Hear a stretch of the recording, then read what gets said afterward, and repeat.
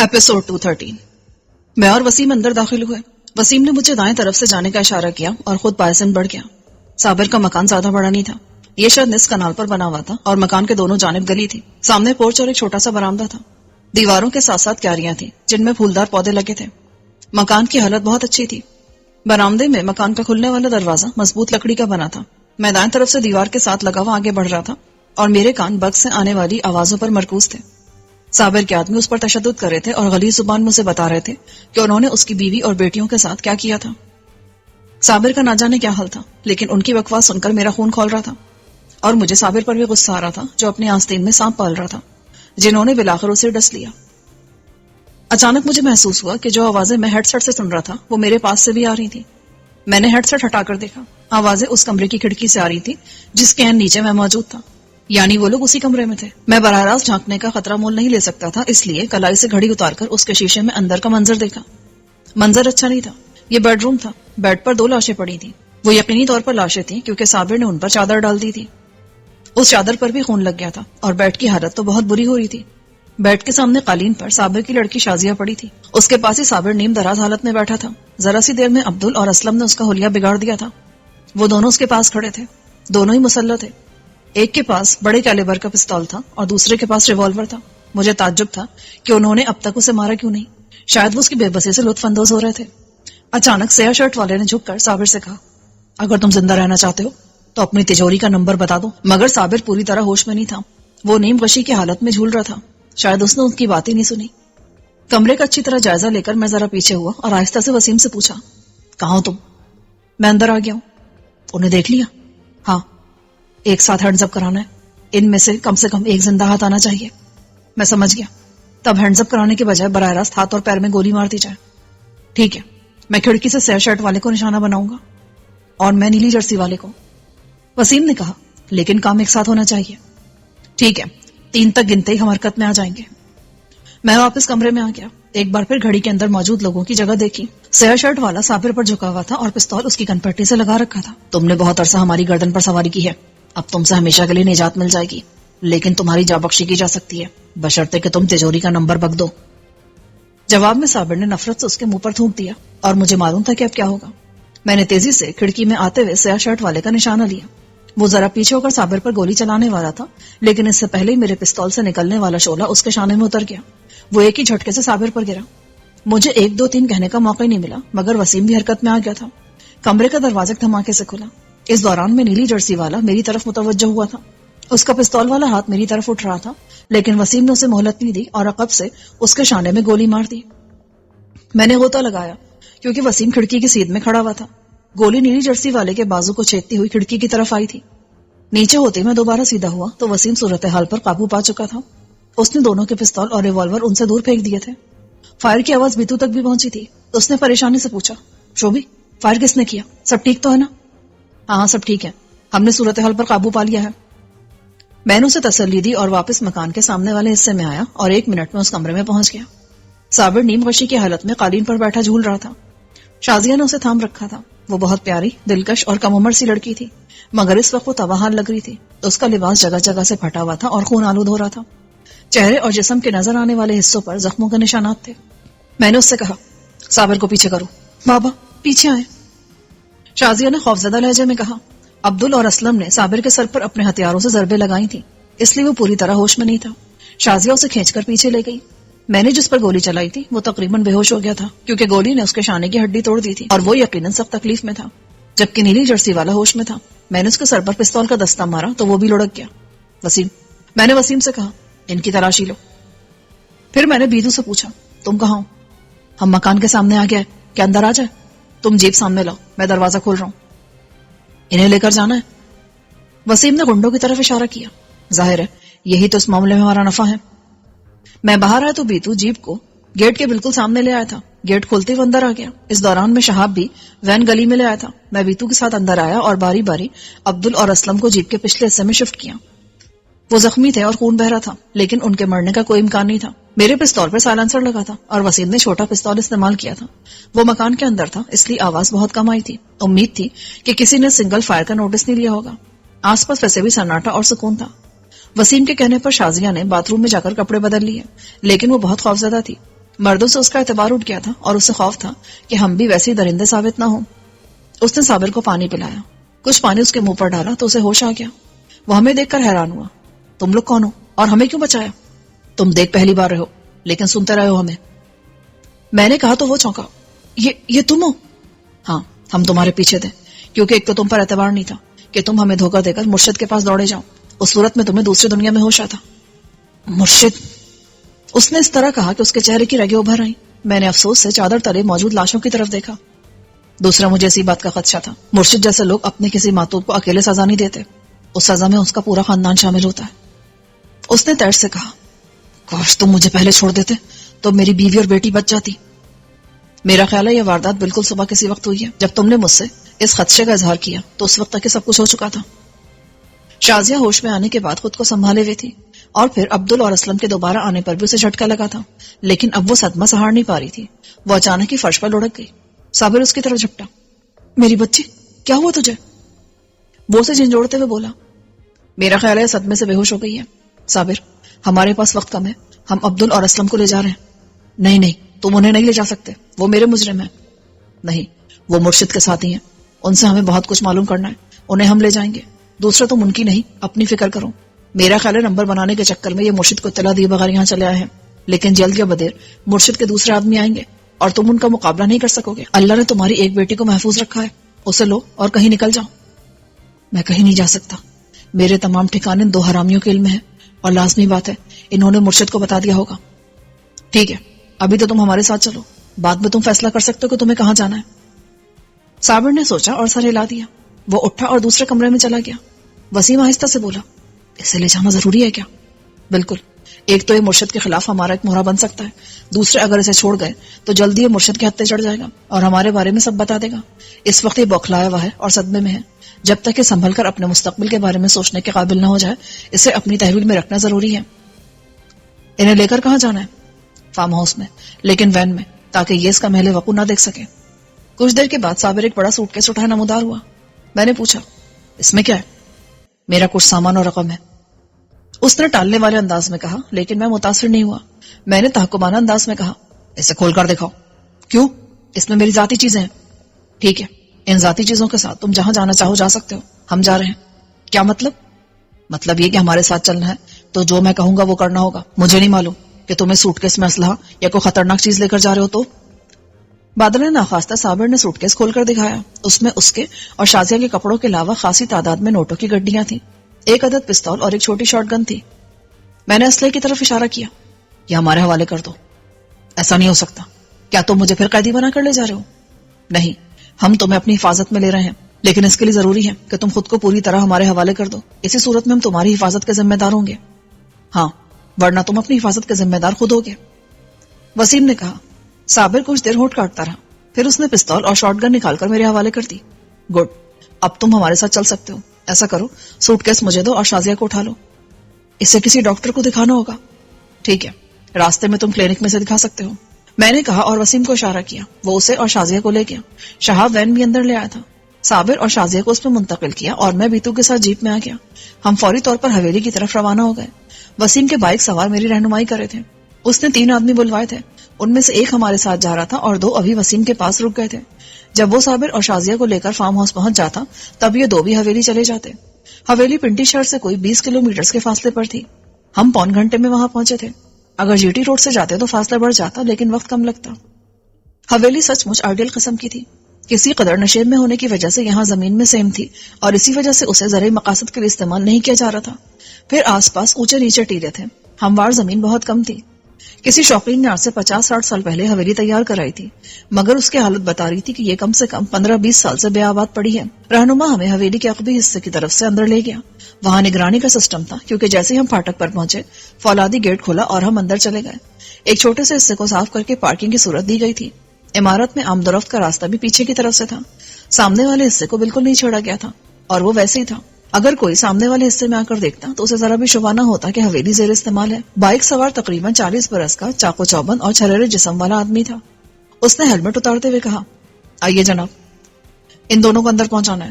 دیکھو، گولیوں کے زخم ہے، ان کی مرہم پٹی کرنی ہے اور سخت نگرانی کرنی ہے۔ یہ نہایت اہم قیدی ہیں۔ آپ بے فکر ہیں، ان کی یہاں صحیح سے دیکھ بھال ہوگی۔ وہ دوسروں کو بلانے کے لیے چلا گیا. میں اور بیتو اندر آئے. انہوں نے رہائش اور دوسرے کاموں کے لیے حویلی کے 5-6 کمرے صاف کر کے انہیں قابل رہائش بنا لیا تھا. کچن بھی تھا. کھانا وہ خود بناتے تھے. یہاں بجلی نہیں تھی لیکن انہوں نے مین روڈ سے گزرنے والی لائن سے کنڈا مار لیا تھا. پانی زمین سے نکالتے تھے اور اس کے لیے موٹر تھی. کھانا بنانے اور دوسرے کاموں کے لیے گیس سلنڈر استعمال کرتے تھے. کمروں میں فرنیچر ڈالنے کے بجائے انہوں نے انڈرلے کے ساتھ وال ٹو وال کارپٹ بچھا لیے تھے اور اسی پر سوتے تھے. واش روم ٹھیک کرانے کے لیے وہ پنڈی سے پلمبر اور سامان لے آئے تھے. اسی طرح الیکٹریشین لا کر بجلی کا سارا کام کرا لیا تھا. ایک کمرے میں کنٹرول روم تھا. انہوں نے حویلی میں چاروں طرف خفیہ کیمرے لگا دیے تھے جن سے بچ کر کوئی اس طرف چھپ کر نہیں آ سکتا تھا. قیدیوں کو رکھنے کے لیے تہخانہ تھا. اس کی سیڑھیوں پر فولادی دروازہ تھا جسے توڑنا کسی انسان کے بس کی بات نہیں تھی. دروازہ بھی انہوں نے خود لگایا تھا. تہخانہ اندر سے بہت بڑا اور کچا تھا. اس میں جا بجا ستون تھے جنہوں نے اوپر کی عمارت کا بوجھ سنبھال رکھا تھا. دونوں قیدیوں کو یہیں منتقل کر دیا گیا. وسیم کے 1 درجن آدمیوں میں سے 2 فرسٹ ایڈ جانتے تھے اور چھوٹا موٹا آپریشن بھی کر لیتے تھے. زخمی ان کے سپرد کر دیے گئے. میں نے ان سے کہا خیال رہے یہ مرنے نہ پائیں اور یہاں سے نکلنے بھی نہ پائیں. یہ مرشد کے آدمی ہیں. ہم وہاں 2 گھنٹے رکے. بیتو نے چنوں کے سالن اور روٹی سے لنچ تناول فرمایا اور بہت حیران ہوا کہ گوشت کے علاوہ بھی کسی چیز میں اتنا ذائقہ ہو سکتا ہے. مجھے بھوک نہیں تھی اس لیے میں نے صرف چکھا. روٹی کے لیے انہوں نے بنا تندور لے لیا تھا. اس میں بیک وقت درجن روٹیاں لگ جاتی تھی. وہ سب مزے اور بے فکری سے رہ رہے تھے. کھانا پینا کھلا تھا. تفریح کے لیے انہوں نے ڈش کے ساتھ ٹی وی لگا لیا تھا. اخبارات اور رسائل بھی لے آتے تھے. باہر کے کاموں کے علاوہ وسیم نے ان سب کی ڈیوٹی باندھی ہوئی تھی. ویرانہ ہونے کے باوجود یہاں موبائل سگنل تھے اس لیے رابطے میں آسانی رہتی تھی. جن کے گھر والے تھے اور آس پاس رہتے تھے انہیں ہفتے میں 2 دن چھٹی ملتی تھی کہ وہ جا کر گھر والوں سے ملائیں. وسیم نے ان کی باقاعدہ تنخواہیں باندھی ہوئی تھی اور انہیں 2 مہینے کی تنخواہ پیشگی بھی دے دی تھی. 2 بجے وسیم کی کال آئی. میں انہوں نے فارم ہاؤس پہنچا دیا ہے. لڑکی کو ٹریٹمنٹ مل گئی ہے. اس کی حالت بہتر ہے. اب کیا کرنا ان کے ساتھ؟ نگرانی میں رکھو لیکن اس طرح کہ صابر کو احساس نہ ہو اور اسے کسی سے رابطہ مت کرنے دینا. میں اور بیتو شام تک آئیں گے. میں ذرا ان دونوں سے ابتدائی پوچھ گچھ کر لوں. مرہم پٹی اور جراحی کے ماہر نے دونوں کے زخموں کی پٹی کر دی تھی. میرے شکار ہونے والے کو شانے میں گولی لگی تھی. اسے نکالنے کے لیے چھوٹا سا آپریشن کرنا پڑا. بہرحال اب وہ دونوں ٹھیک تھے. میں اور بیتو نیچے تہخانے میں آئے. یہاں وہ ایک طرف دیوار میں نصب زنجیروں سے بندھے ہوئے تھے. فولادی کڑے ان کے پیروں میں تھے اور وہ خط سے زیادہ حرکت نہیں کر سکتے تھے. ہمیں دیکھ کر وہ اٹھ بیٹھے. سیاہ شرٹ والے نے ناک پھلا کر کہا تو نے اچھا نہیں کیا. تجھے معلوم نہیں کہ ہم کس کے بندے ہیں؟ سب اللہ کے بندے ہوتے ہیں اور جو خود کو اللہ کا بندہ نہیں سمجھتے وہ یقیناً شیطان کے بندے ہوتے ہیں. تم کس کے ہو؟ ہم مرشد بادشاہ کے آدمی ہیں. سیاہ شرٹ والے کا جملہ بھی مکمل بھی نہ ہوا تھا کہ میرے جوتے کی نوک اس کے منہ پر لگی. وہ الٹ کر پیچھے جا گرا. وہ منہ دبائے کرا رہا تھا. یقیناً اس کے کئی دانت ہل گئے تھے یا حلق میں اتر گئے تھے. میں نیلی جرسی والے کی طرف متوجہ ہوا جو میرے جارحانہ رویے سے کسی قدر دہشت زدہ نظر آ رہا تھا. تمہارا نام کیا ہے؟ اسلم. یہ عبدل ہے. پہلے تم دونوں صابر کے کتے تھے لیکن جب مرشد نے بڑی ہڈی ڈالی تو 2 ملا تو اس کے پیچھے چلے گئے اور اپنے سابق آقا کے احسانات کا صلہ یوں دیا کہ اس کے پورے گھر کو تباہ کر دیا. ان عورتوں کا کیا قصور تھا؟ صابر کا رویہ ہمارے ساتھ اچھا نہیں تھا جی. وہ مشکل کام ہم سے لیتا اور ہمیں بہت کم پیسے دیتا. ہمارے ساتھ اس کا رویہ سچ مچ کتوں جیسا تھا. تو تم مجبور نہیں تھے, اس کا ساتھ چھوڑ کر جا سکتے تھے. نہیں, یہ ممکن نہیں ہے. اگر ہم اسے چھوڑتے تو وہ ہمیں نہیں چھوڑتا. ٹھیک ہے, لیکن اس کے گھر والوں کا, ان بے گناہ عورتوں کا کوئی قصور نہیں تھا. ان کے ساتھ جو ہوا اس میں تم برابر کے شریک ہو. میرے لہجے سے اسلم خوفزدہ ہو گیا. دیکھو, ان کے ساتھ جو ہوا وہ مرشد کے حکم سے ہوا. چپ کر کتے. عبدل نے منہ دبائے دبائے کہا, میرا خیال ہے عبدل پہلے تمہارا منہ بند کرنا ہوگا. تمہیں مرشد سے وفاداری کا بخار چڑھا ہوا ہے لیکن جلدی ہی بخار اتر جائے گا. اسلم, تم یہ کہنا چاہ رہے ہو کہ صابر کے گھر والوں کے ساتھ جو ہوا اس میں تمہارا قصور نہیں تھا؟ ہمارا قصور صرف اتنا ہے کہ ہم مرشد کے آدمیوں کو صابر کے گھر لے گئے تھے. اس بار میں نے اسلم کو لات ماری. وہ لڑکا اور جلدی سے سیدھا ہو گیا. میں سچ کہہ رہا ہوں. میں نے دوبارہ لات مار کر اسے لڑکا دیا. صابر اور اس کی لڑکی شازیہ ہمارے پاس ہے.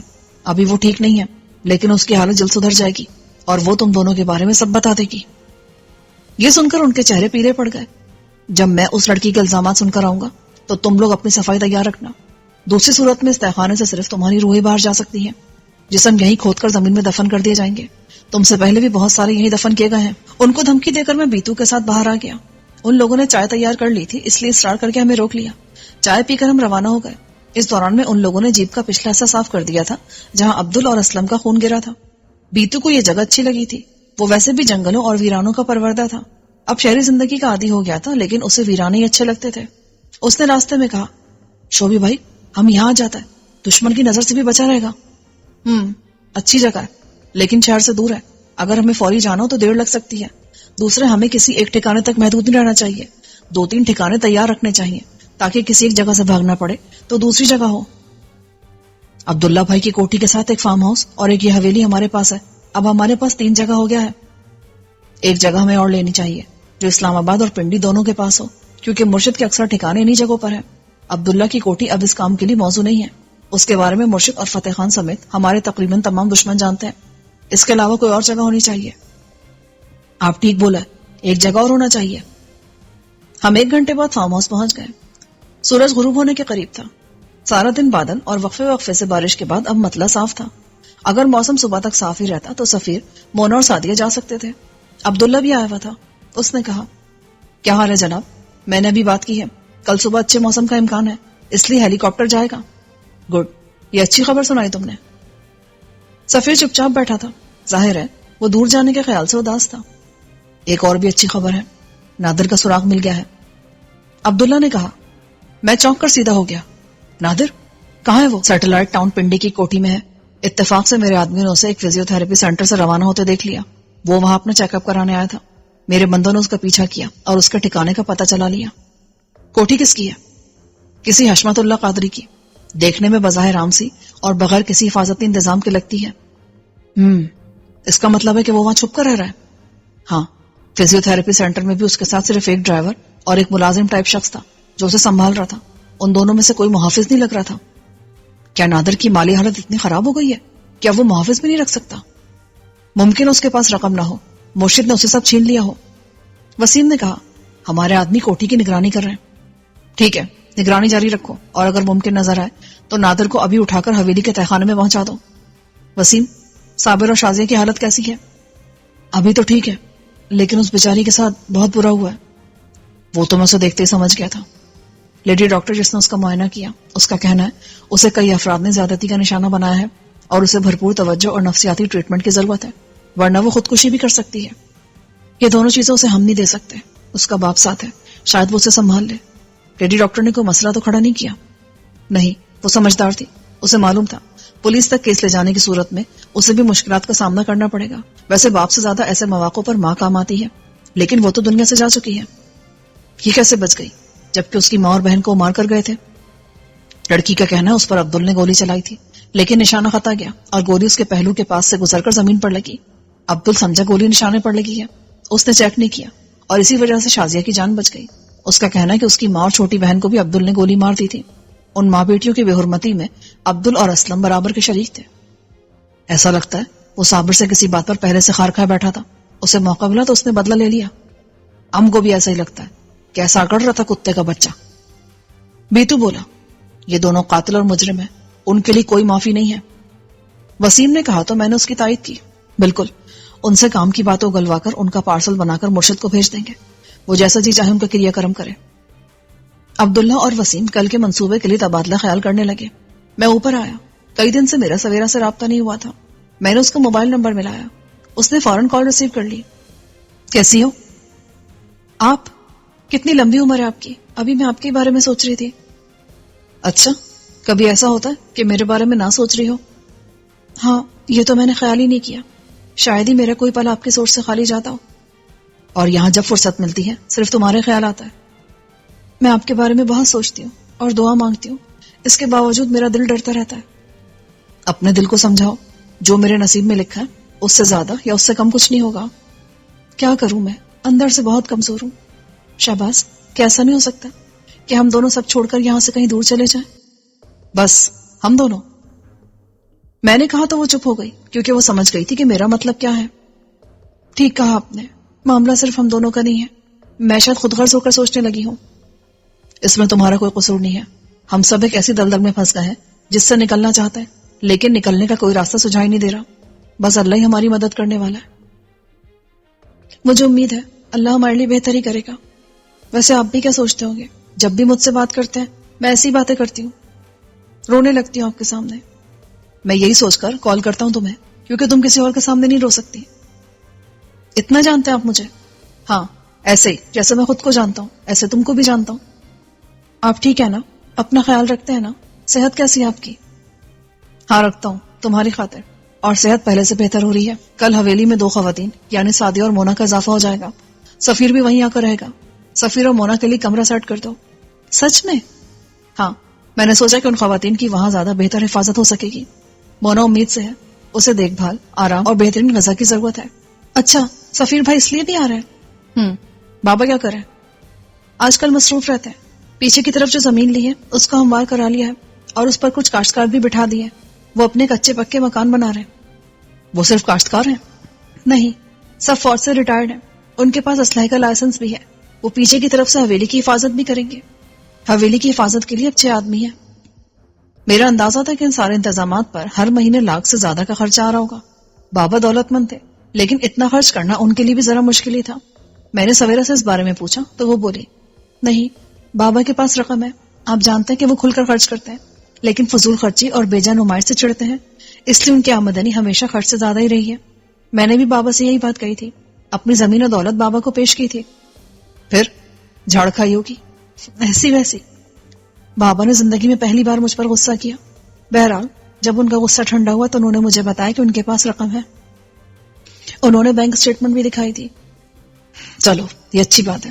میں نے سوچا جہاں میں بزنس کر رہا تھا وہ جگہ بیچ دیتا ہوں، بزنس تو ختم ہو گیا لیکن جگہ کی قیمت مل جائے گی۔ بالکل نہیں، جب حالات ٹھیک ہوں گے اور ہم دوبارہ نارمل لائف کی طرف آئیں گے تب ہم اسی جگہ سے دوبارہ کام شروع کر دیں گے۔ اس نے واضح کیے بغیر بھی واضح کر دیا تھا کہ وہ اس زندگی میں میرا ساتھ دے گی۔ سویرا کے بعد میں نے ماں جی سے بات کی۔ سردی کم ہونے سے ان کے جوڑوں کا درد بھی کم ہوا تھا۔ بھائی جان ان کے لیے ایک مساج مشین لائے تھے جس سے انہیں بہت فائدہ ہوا تھا اور ان کی سردیاں سکون سے گزری تھیں۔ ماں جی کے بعد بابا سے بھی بات ہوئی۔ انہوں نے میرے فیصلے سے مکمل اتفاق کیا کہ خواتین کو حویلی منتقل کر دینا چاہیے۔ آپا اور شمی سے مختصر بات کے بعد میں نے فون بند کر دیا۔ میں اپنی کیفیت پر حیران رہ گیا کیونکہ میں اندر سے بہت خوش اور پرسکون تھا، جبکہ کچھ دیر پہلے میں ایک بڑی کامیابی حاصل کرنے کے باوجود اندر سے ٹینس اور فکر مند تھا۔ آدھے پون گھنٹے کے لیے میرا ماحول بدل گیا تھا اور میں حویلی پہنچ گیا تھا۔ میں نے صابر کے کمرے کے دروازے پر دستک دی۔ صابر نے دروازہ کھولا۔ اس کے سر پر 2 جگہ پٹیاں بندھی تھی جہاں عبدل اور اسلم نے ضربیں لگائی تھی، لیکن نہا دھو کر اور کپڑے بدل کر وہ بہتر لگ رہا تھا۔ مجھے تم سے کچھ بات کرنی ہے۔ میں نے بیڈ پر سوتی شازیہ کو دیکھا۔ اس کی حالت کیسی ہے؟ بہتر ہے، ڈاکٹر نے اسے چند دن مکمل آرام کرنے اور دوائیوں کے زیر اثر رکھنے کا مشورہ دیا ہے۔ وہ باہر نکل آیا۔ اوپری منزل پر بھی ایک چھوٹا سا لاؤنج تھا، ہم وہاں گئے۔ کہو کیا کہنا چاہتے ہو؟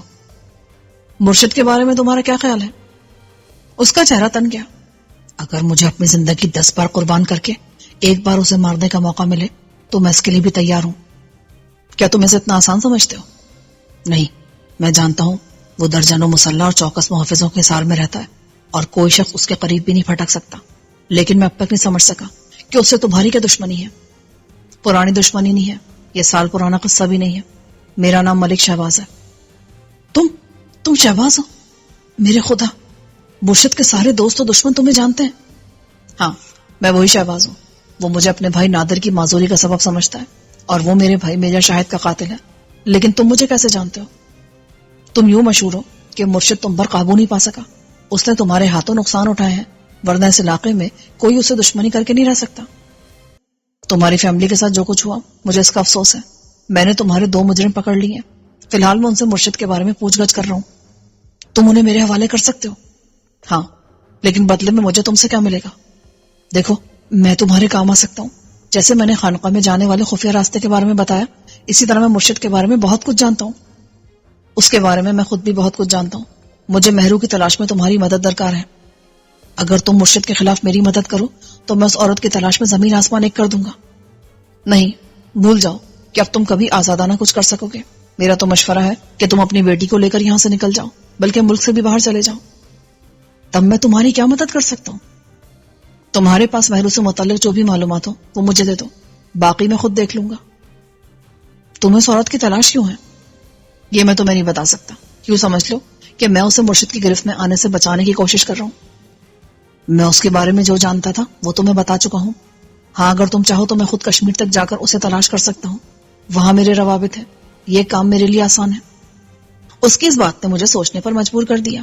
اگر وہ مہرو کی تلاش کا ذمہ اٹھا لیتا تو میں اپنی توجہ دوسرے کاموں کی طرف لگا سکتا تھا، مگر اس کی شرط تھی کہ میں مرشد کے خلاف اس کا ساتھ دوں۔ تم مرشد کے خلاف کس قسم کی مدد چاہتے ہو؟ میں نے پوچھا۔ میں اسے فنا کر دینا چاہتا ہوں. اس کے لیے مجھے اپنی جان بھی دینا پڑے گی تو میں اسے سستا سودا سمجھوں گا. تم جانتے ہو یہ کام آسان نہیں ہے. دوسرے میں انتقام برائے انتقام کا قائل نہیں ہوں. مرشد میرے بھائی کا قاتل ہے اور ایک بار ایسا موقع آیا جب میں دنیا سے اس کا وجود مٹا سکتا تھا، لیکن میں نے ایسا کرنے سے گریز کیا. اس نے حیرت سے مجھے دیکھا. جب تمہیں موقع ملا تھا تو تم نے اس کا فائدہ کیوں نہیں اٹھایا؟ میں نے کہا نا، میں صرف انتقام لینے کا قائل نہیں ہوں. میں کوئی مجرم یا پیشہ ور قاتل بھی نہیں ہوں جو لوگوں کو قتل کرتا پھروں. اس نے کسی قدر مایوسی سے کہا. پھر مرشد کے خلاف تمہاری جدوجہد کا فائدہ؟ تم اسے موقع دیتے رہو گے، لیکن جب اسے موقع ملا تو وہ ایک لمحہ بھی ضائع نہیں کرے گا. ایسا نہیں ہے. میں بھی کئی بار مرشد کی گرفت میں آیا ہوں، لیکن وہ ہر بار مجھے رعایت دینے پر مجبور ہوا. ہمارے درمیان کچھ اس قسم کی دشمنی ہے کہ ہمیں ایک دوسرے کی جان لینے سے کوئی فائدہ نہیں ہوگا. تم اس بات کو نہیں سمجھو گے. بہرحال اگر تم مرشد کو خودکش انداز میں ہلاک کر کے اپنے گھر والوں کو بدلہ لینا چاہتے ہو تو میں اس سلسلے میں تمہاری کوئی مدد نہیں کر سکوں گا. تب تو تم مجھے بیکار میں لائے. نہیں، بیکار میں تو نہیں لایا. میں تمہیں مرشد کے ہاتھوں جانے سے بچانا چاہتا ہوں. مجھے اندازہ تھا کہ تم جذباتی ہو کر اس کا رخ کرو گے اور انجام کار پکڑے جاؤ گے یا مارے جاؤ گے. اگر پکڑے گئے تو میرا نام بھی لے دو گے. اس طرح مرشد کو پتا چل جائے گا کہ کالی کوٹھی کی تباہی میرے ہاتھوں ہی ہے، اور فی الحال میں ایسا نہیں چاہتا. تم نے کوٹھی کیوں تباہ کی تھی؟ وہاں کو ایسا ریکارڈنگ سسٹم تھا جو آوازیں ریکارڈ کرتا ہے، اور ہمارے پاس ٹائم نہیں تھا اسے تلاش کرنے کا، اس لیے کوٹھی میں آگ لگا دی. مگر ہوا یہ کہ کوٹھی میں بڑی مقدار میں گولہ بارود بھی تھا. آگ اس تک پہنچ گئی اور پوری کوٹھی دھماکے سے تباہ ہو گئی. وہ مرشد کا بہت اہم ٹھکانہ تھا. اس کی تباہی نے اسے دیوانہ کر دیا ہوگا. میری بیوی اور بیٹی اسی دیوانگی کی بھینٹ چڑھ گئی. میں اس سے یہ نہ کہہ سکا کہ یہ مکافات عمل تھا. اس نے جو بویا تھا وہی اسے کاٹنا پڑا تھا. لیکن میں اس کی دل آزاری نہیں کرنا چاہتا تھا. میں نے محسوس کیا کہ صابر صدمے سے سنبھل گیا ہے اور وہ کسی فکر میں ہے. شاید اس نے محسوس کر لیا تھا کہ وہ مرشد کے مقابلے میں بہت معمولی حیثیت کا بدمعاش تھا. جو نقصان ہو چکا تھا وہ اس سے زیادہ نقصان نہیں چاہتا تھا، اور اس کی بہترین صورت یہ تھی کہ وہ مرشد سے دور رہے، اس سے انتقام کا چکر بھول جائے. ابھی وہ مجھ سے مرشد سے بدلہ لینے کے صلے میں تعاون کی بات کر رہا تھا تو مجھے اس کا لہجہ مصنوعی لگا تھا. اس کے انداز میں تبدیلی نے مجھے چونکا دیا. ابھی تم کچھ دن ریسٹ کرو، اس کے بعد سوچنا کہ تم نے کیا کرنا ہے. کیا میں باہر جا سکتا ہوں؟ اس نے بظاہر سرسری انداز میں پوچھا. نہیں، ابھی مرشد کے آدمی پاگلوں کی طرح تمہیں پورے شہر میں تلاش کر رہے ہوں گے. تمہارا اور شازیہ کا باہر جانا ٹھیک نہیں ہے. ٹھیک ہے، اب تم آرام کرو، لیکن بلا ضرورت کمرے سے باہر آنے کی کوشش مت کرنا. جس چیز کی ضرورت ہوگی وہ مہیا کر دی جائے گی. میں اس پناہ کے لیے تمہارا شکر گزار ہوں. تم نے میرے لیے جو کچھ کیا وہ میں کبھی نہیں بھول سکتا. اس کا لہجہ معنی خیز تھا. میں نے اس کے لیے کیا کیا تھا؟ کیا وہ اپنے گھر کی تباہی کے حوالے سے یہ بات کر رہا تھا؟ مجھے اس کا ذمہ دار قرار دے رہا تھا. یکلخت میں نے محسوس کیا کہ اسے یہاں لانا میری غلطی تھی. اس کے بجائے وسیم اسے شہر سے کہیں باہر چھوڑا تھا جہاں وہ جان بچانے کے لیے مرشد سے دور جا سکتے تھے. اب وہ ہمارا ٹھکانہ دیکھ چکا تھا. بے شک اسے اس کے درست پہلے وقوع کا علم نہ تھا، لیکن ایک بار وہ یہاں سے نکل جاتا تو اس کے لیے فارم ہاؤس کی لوکیشن دیکھنا مشکل نہ ہوتا. میں اسے کمرے تک لایا، اور جب اس نے اندر سے دروازہ بند کیا تو میں نے باہر سے بھی کنڈی لگا دی. کنڈی میں نے بلند آواز کے ساتھ لگائی تاکہ اسے بھی پتہ چل جائے. اس نے فوراً ہی دروازہ کھولنے کی کوشش کی اور ناکامی پر چلایا. شہباز، یہ کیا حرکت ہے؟ یہ تمہاری حفاظت کے لیے ہے. ابھی تمہیں آرام کی ضرورت ہے، اس لیے آرام کرو. اس نے کچھ کہنا چاہا لیکن میں سنے بغیر نیچے آ گیا. عبداللہ سفیر کو لے کر جا چکا تھا. وسیم ٹی وی دیکھ رہا تھا. کیا کہہ رہا تھا صابر؟ یار، مجھے اس کی نیت میں فتور نظر آ رہا ہے. مجھے بھی محسوس ہوا ہے. اپنے گھر میں جب وہ صدمے میں تھا تو سچ مچ مرشد کے خلاف بول رہا تھا، لیکن یہاں آنے کے بعد مجھے لگا جیسے اس کا لہجہ مصنوعی ہو گیا ہے اور وہ صرف ہمیں سنانے کے لیے مرشد کے خلاف بات کر رہا ہے. یہی چیز میں نے بھی محسوس کی اور اسے کمرے میں بند کر دیا ہے. میرا خیال ہے وہ مرشد سے ڈر گیا ہے اور اب اس کا سامنا نہیں کرنا چاہتا، لیکن یہ بات ہم سے کہتے ہوئے ڈرتا ہے. آپ کا مطلب ہے کہ اسے آزاد چھوڑ دیا جائے تو وہ بیٹی کو لے کر کہیں بھاگ جائے گا؟ ہو سکتا ہے، لیکن اس کا بھی امکان ہے کہ وہ اسے ہمارا کیا دھرا سمجھ کر مرشد کے پاس دس بستہ حاضر ہو جائے. ہمارا کیا دھرا؟ مطلب ہے کہ ہماری وجہ سے مرشد نے کارروائی کی، اس لیے وہ ہمیں قصوروار سمجھ رہا ہے. وسیم نے سر ہلایا. اگر اس نے یہ حماقت کی نا تو مرشد کا کام آسان ہو جائے گا. وہ اس کی بیٹی کو تو زندہ رکھے گا اور اسے اپنے جلادوں کے حوالے کر دے گا. ابھی اس کی سمجھ میں یہ بات نہیں آ رہی ہے. ایک خطرہ اور ہے، وہ مرشد کو ہمارے بارے میں بتا دے گا تاکہ مرشد اسے معاف کر دے. تب یہ بات یقینی ہے وہ زیادہ سے زیادہ نمبر بنانے کی کوشش کرے گا. اس لیے اسے ابھی قید رکھنا ہے. کل ان لوگوں کی روانگی کے بعد اس کا فیصلہ کریں گے.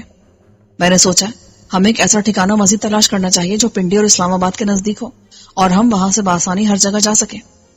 مل جائے گا. کیا اسے مرشد کے خلاف استعمال کریں گے؟ ہاں، اس کے سارے ٹھکانے ان دونوں شہروں میں پھیلے ہوئے ہیں. صابر نے خانقاہ مرشدیہ کے بارے میں جو معلومات فراہم کی ہیں ہم ان سے فائدہ اٹھا سکتے ہیں۔ وسیم فکرمند ہو گیا۔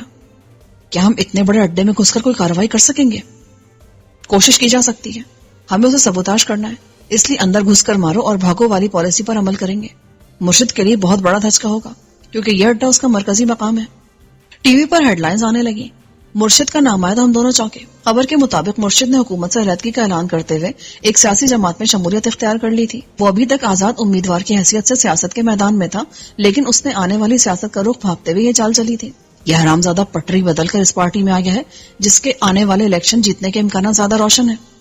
ظاہر سی بات ہے، پارٹی کو بھی جیتنے والے امیدوار چاہیے، اور اپنے علاقے سے مرشد کی سیٹ پکی ہے، بلکہ وہ 2 صوبائی نشستیں بھی حاصل کر سکتا ہے۔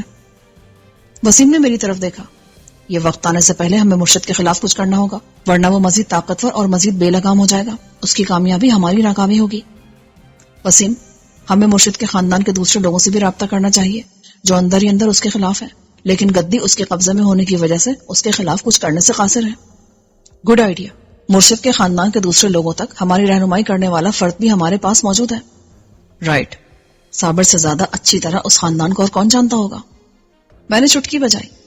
لیکن اگر اس کا ذہن پھر چکا ہے تو وہ اتنی آسانی سے نہیں بتائے گا، بلکہ ممکن ہے ہمیں گمراہ کرنے کی کوشش کرے، اور ہم اتنی آسانی سے گمراہ ہونے والے لوگ نہیں ہیں۔ میں نے نفی میں سر ہلایا۔ بہرحال ان سارے مسائل سے سفیر اور خواتین کی روانگی کے بعد نمٹیں گے۔ صبح کا پلان کیا ہے؟ صبح 6 بجے عبداللہ فلائٹ کا وقت کنفرم کرے گا اور اس کے فوراً بعد وہ کوٹھی سے روانہ ہوگا۔ میں یہاں سے پہلے پہنچ جاؤں گا اور میرے آدمی اس سے بھی پہلے ایئر کلب کے آس پاس موجود ہوں گے۔ کوئی مشکوک فرد ان کی نظروں سے بچ نہیں سکے گا۔ یہ حفاظتی انتظامات ٹھیک تھے، لیکن میرا دل مطمئن نہیں ہو رہا تھا۔ پہلے طے ہوا تھا کہ میں نہیں جاؤں گا۔